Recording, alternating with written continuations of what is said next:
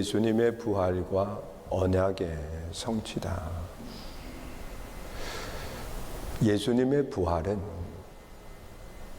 어느 날 갑자기 이루어진 그런 사건이 아닙니다. 또한 예수님의 부활은 어떻게 하다 보니까 된 일이 아니에요. 예수님의 부활은 언약의 말씀대로 하나님이 미리 말씀하신 그대로 이루어진 것이 부활입니다. 믿으세요?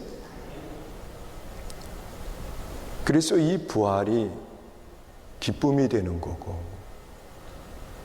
또한 이 부활이 우리 신앙생활 속에 중심이 되는 겁니다. 하나님이 미리 말씀하신 그대로 이루어진 일이기 때문에 그렇습니다. 오늘 본문 6절에도 보면 그렇게 말씀을 하시지요. 우리 함께 봅니다. 여기 계시지 않고 살아나셨느니라. 갈릴리에 계실 때에 너희에게 어떻게 말씀하셨는지를 기억하라. 예수님께서도 분명하게 미리 말씀을 하셨습니다. 죽은 뒤 3일 만에 부활하게 될 것을 말씀하셨어요. 그 말씀하신 그대로 예수님은 부활하셨다는 거예요. 믿으세요? 여러분, 성경에 기록되어 있는 말씀을 보면 예수님이 이 땅에 오신 사건도 미리 말씀하시고 그 말씀하신 그대로가 이루어진 거예요.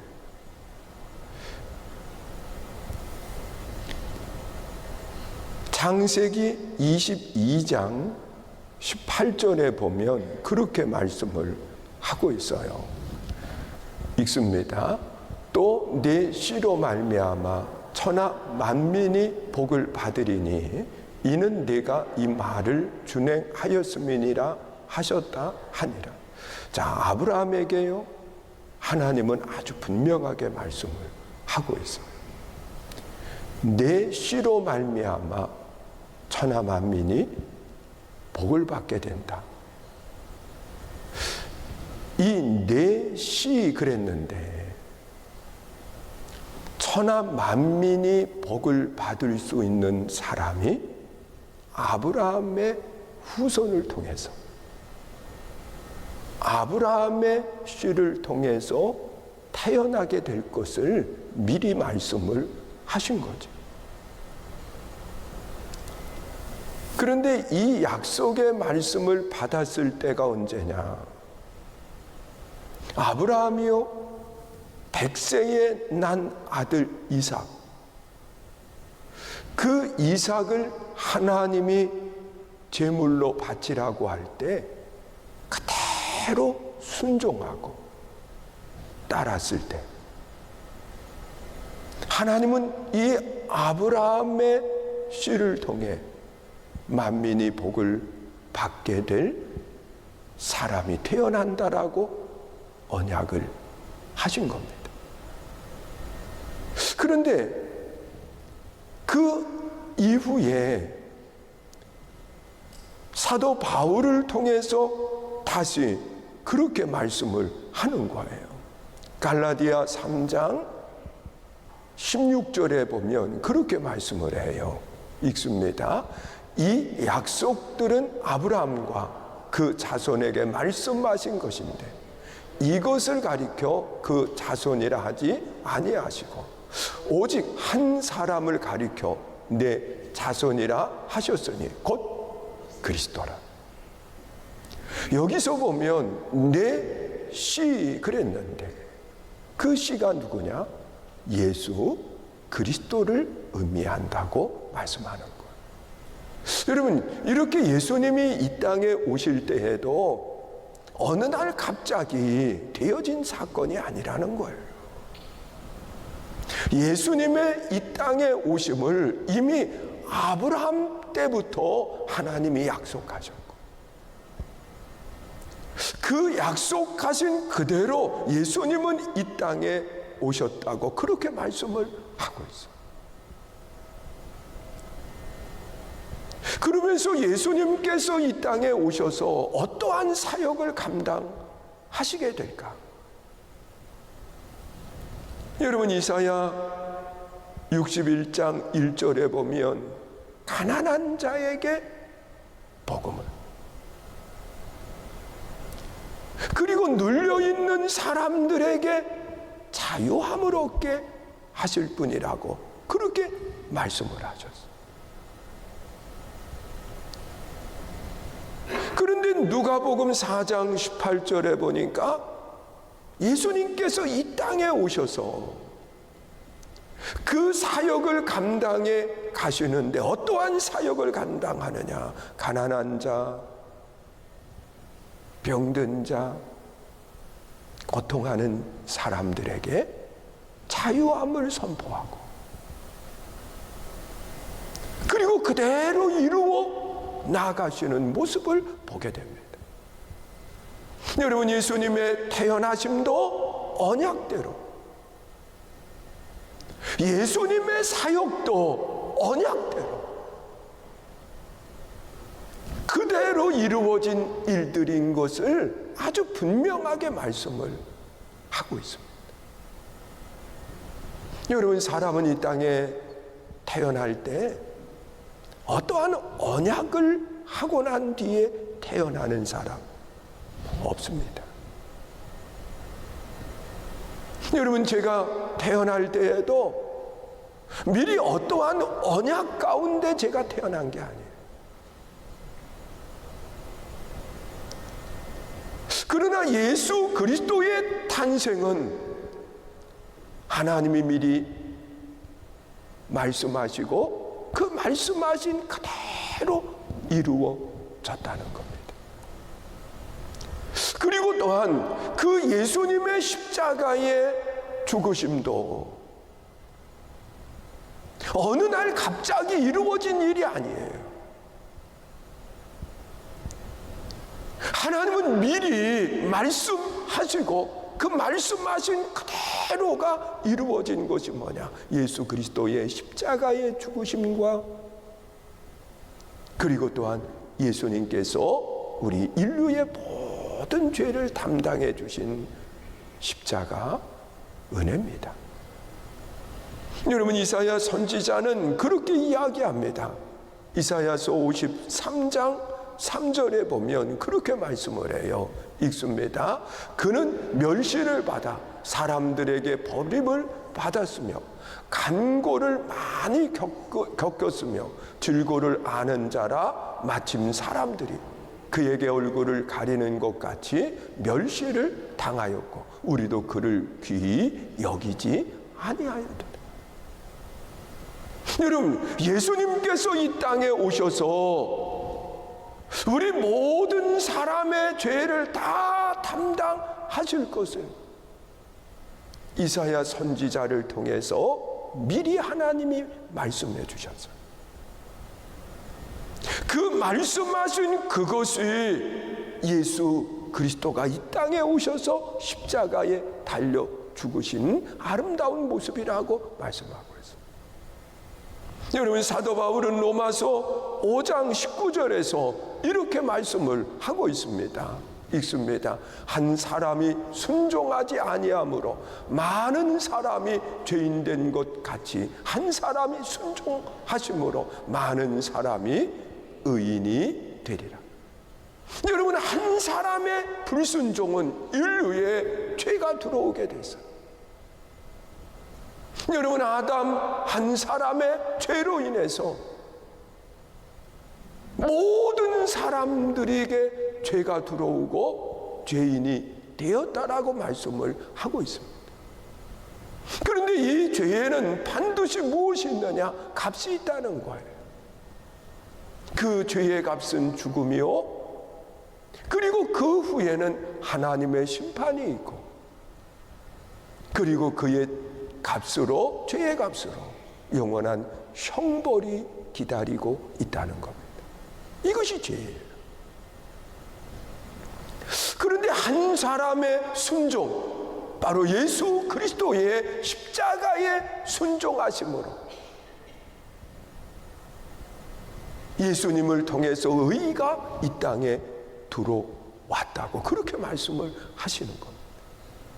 여러분, 예수님의 십자가의 죽으심은 예수님의 죄값으로 인한 죽음이 아니라는 거예요.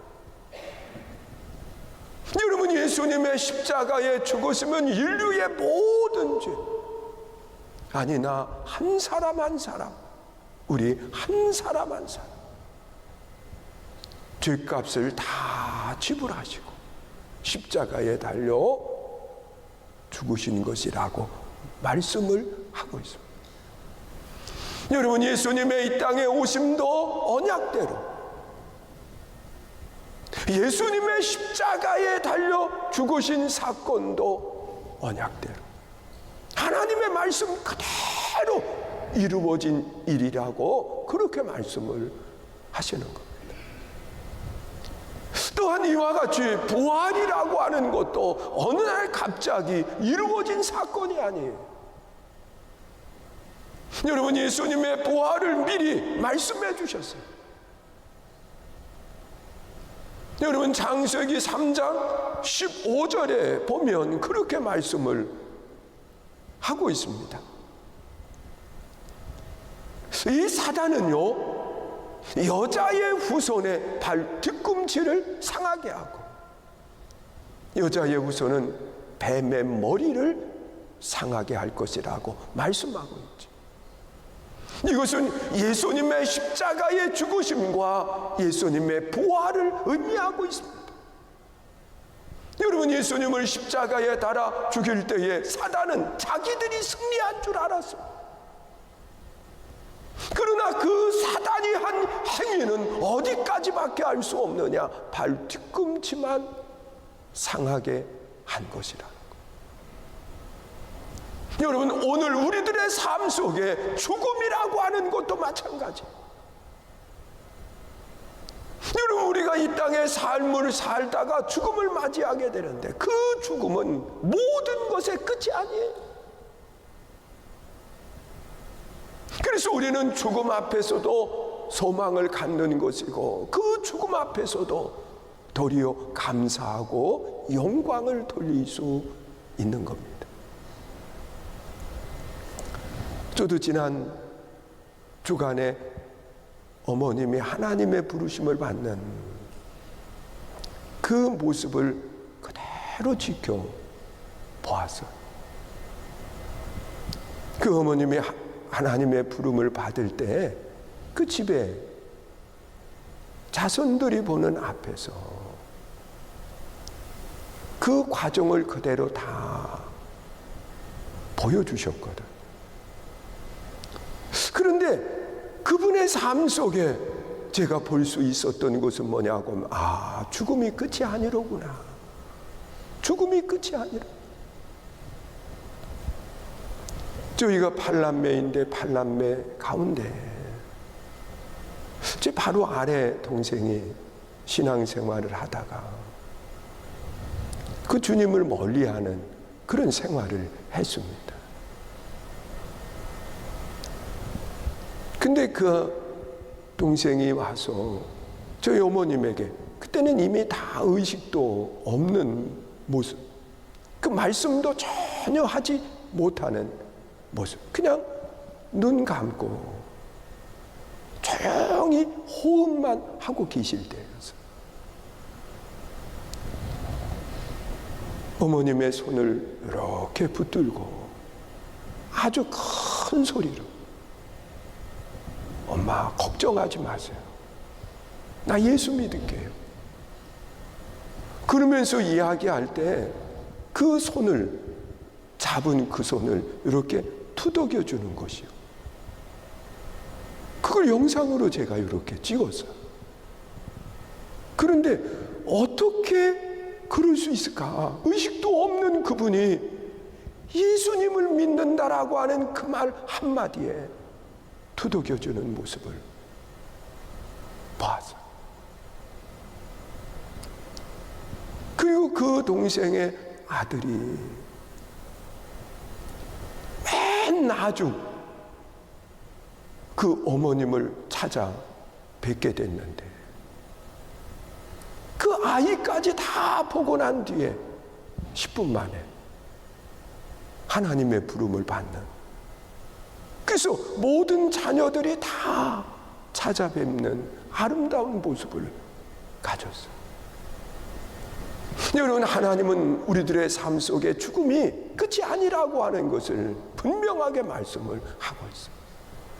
여러분, 죽음이 끝이라고 하면 우리는 죽음을 두려워할 수밖에 없죠. 그러나 죽음이 끝이 아니라 하나님은 분명하게 우리에게 언약의 말씀을 하고 계세요. 그것은 부활을 말씀하시는 것. 믿으세요? 여러분, 우리는 죽지만 죽음이 끝이 아니라 부활의 영광 가운데 참여하게 된다는 것. 여러분, 시편 16편 10절에 보면 그렇게 말씀을 하고 있습니다. 읽습니다. 시작. 이는 주께서 내 영혼을 수월에 버리지 아니하시며 주의 거룩한 자를 멸망시키지 않으실 것임이니이다. 믿으십니까? 내 영을 수월, 지옥에 내려가게 하지 않고 주의 거룩한 자를 멸망시키지 않는다라고 분명하게 약속을 하고 있습니다. 여러분, 우리는 죽음이 끝이 아닌 부활의 영광 가운데 참여하게 된다는 거예요. 그러면서 또다시 우리 주님은 우리에게 약속을 하시는데, 여러분, 예수 그리스도의 오심과 예수 그리스도의 십자가의 죽으심과 예수 그리스도의 부활의 영광에 참여하는 아름다운 모습을 갖게 될 수 있는 것이 뭐냐? 그것은 우리가 할 수 없는 그 일을 말씀하지 않아서, 여러분, 누구든지 할 수 있는 아주 쉬운 것을 우리에게 말씀해 주고 있어요. 여러분, 예수 그리스도의 대속의 은혜가 나의 은혜가 되고 예수 그리스도의 부활이 나의 부활이 되게 하기 위한 하나님의 방법은 뭐냐? 이 사실을 믿기만 하면 된다는 겁니다. 믿으세요? 여러분, 예수님이 나의 모든 죄를 담당해 주신 것을 믿으면 된다는 거예요. 그러면 그 믿음이 나로 하여금 의에 이르게 하는 아름다운 역사가 나타난다는 거예요. 그 예수 그리스도의 부활이 나의 부활이 되는 역사가 일어나는 거예요. 우리가 주님과 함께 부활의 영광 가운데 참여한다는 거예요. 여러분, 요한복음 3장 16절에 우리는 너무도 잘 알고 있는 말씀. 하나님이 세상을 이처럼 사랑하사 독생자를 주셨습니다. 이는 저를 믿는 자마다 멸망하지 않고 영생을 얻게 된다고 분명하게 말씀을 하고 있습니다. 사랑하는 성도 여러분, 언약의 말씀은 없어지지 않아요. 또한 그 언약의 말씀은 하나님이 그대로 지키신다는 거예요. 이 사실을 기억하시면서 오늘 우리가 예수님의 부활의 영광에 함께 참여하고, 그리고 또한 이 부활의 영광이 우리들만의 기쁨이 되고 우리들만의 영광이 되어서는 안 돼요. 여러분, 예수 그리스도의 부활의 이 기쁨을 세상 모든 사람들에게, 아니 지옥의 고통 속에 내려갈 수밖에 없는 그들에게 찾아가서 예수 그리스도의 부활의 소식을 전할 수 있는 그런 믿음에 복된 성도들이 다 되시기를 주의 이름으로 축원을 드립니다. 기도하시겠습니다. 이제는 우리 주 예수 그리스도의 은혜와 아버지 하나님 부활하신 사랑과 성령님의 감동, 감화, 역사하시는 은총이 부활의 기쁨, 부활의 영광에 참여하기를 원하는 모든 이들을 위해 영원히 함께 하시기를 간절히 축원하옵나이다. 아멘.